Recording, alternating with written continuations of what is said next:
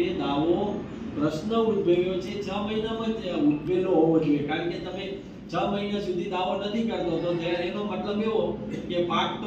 પાકની સીઝન કેટલી હોય, 2 મહિના હોય, 3 મહિના હોય, 4 મહિના હોય, બધું એરંડા હોય તો લાંબો સમય 7-8 મહિના હોય, બાકીના પાક તો 3 થી 4 મહિનામાં લેવાઈ જાય.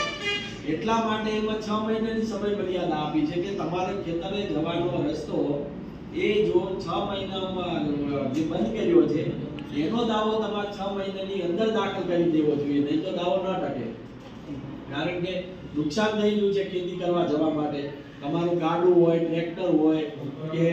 બળદ હોય કે એ હળ લઈને તમારે જવું હોય તો એ ક્યાંથી જઈ શકો તમે? રસ્તો બ્લોક થઈ ગયો.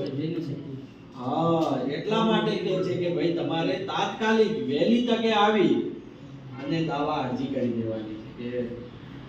આ લોકોએ અમારો ખેતરે જવાનો કે આ જાહેર રસ્તો છે એમાં અડચણ કરી છે, હવે અમારે કેવી રીતે જવું અને અમારો પાક બળી જશે ત્યાં, અથવા વાવેતર કરવાનું છે, લેટ થઈ જશું, સીઝન અમે લેટ પડીશું તો પાકનું ઉત્પાદન ઘટશે. એને ધ્યાનમાં રાખીને મામલાદાર કોર્ટ એક્ટ 1906 માં આ કાયદો બન્યો છે અને આજ સુધી અસ્તિત્વ ધરાવે છે અને એ કાયદા મુજબ તમારે રિલીફ મેળવવા